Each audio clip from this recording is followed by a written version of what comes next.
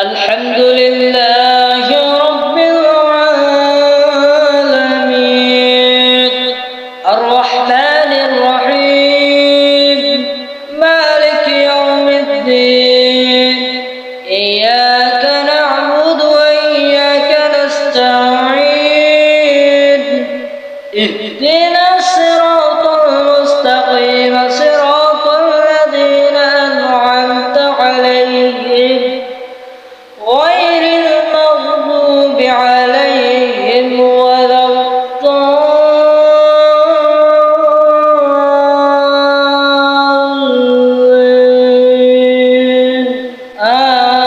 آمين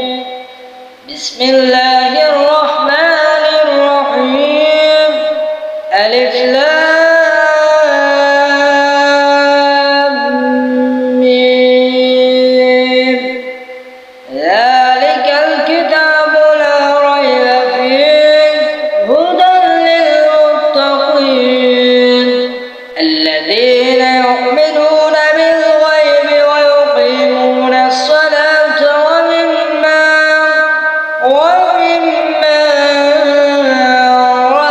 رزقناهم ينفقون والذين يؤمنون بما أنزل إليك وما أنزل من قبلك وبالآخرة هم يوقنون বাঙালি আমি যে এজে তেলাওয়াত করলাম বিদেশি গাড়ি আব্দুর রহমান আসলাইস সুরে এটা 50% হয়নি, এটা একেবারেও হয়নি, কিন্তু বাঙালির মধ্যে ভোগী যোগী আছে না? অবশ্যই আসতে হবে না।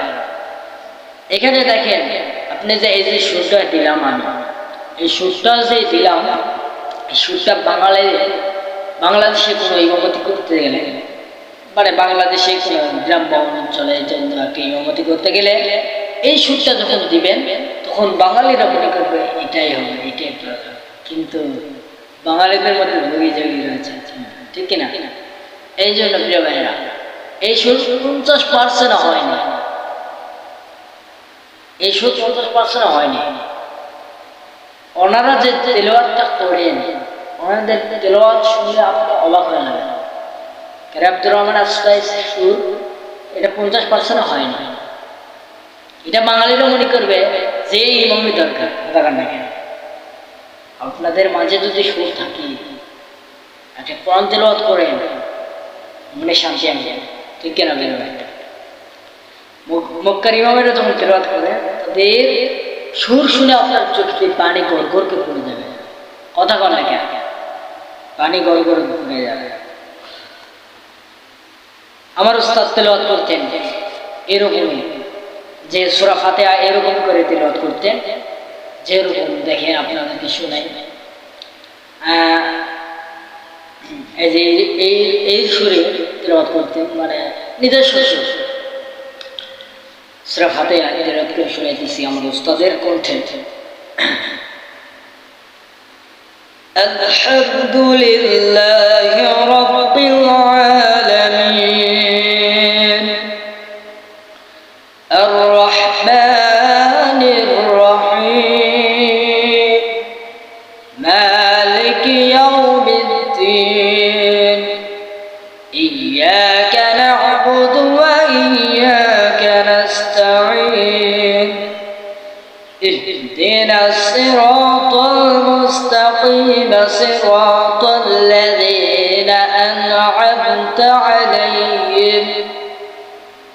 غير المغضوب عليهم ولا الضالين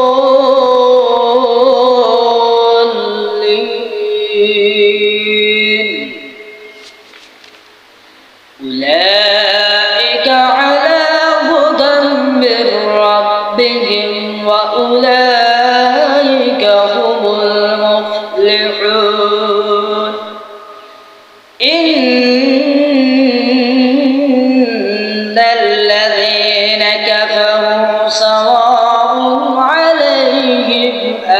أنذرتهم أم لم تنذرهم لا يؤمنون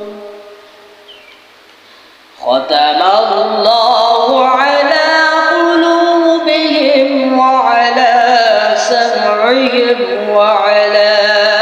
أبصارهم غشاوة ولهم عذاب عظيم এই সুরে তিলাওয়াত করে তার এই সুর শুনে আমি অবগত হয়ে গেছি আমাকে মানে মাঝে মাঝে ক্লাস নেয় আমাদের মানে ক্লাসে আসে অনেক সুন্দর সুর তার কোরআন তেলাওয়াত শুনলে অবাক হয়ে যায় তিনি আমাদের ক্লাসে আসতেন আসার পরে আমাদেরকে প্রশিক্ষণ দিতেন যে বাবারা মনোযোগ দিয়ে আমার তেলাওয়াতটা শুনবে এবং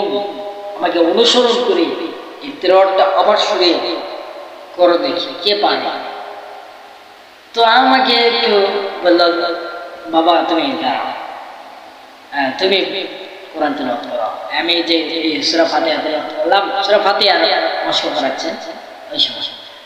তে আমাকে দাঁড়াইতে বলল তা আমি তখন দাঁড়াইলাম মানে দাঁড়াই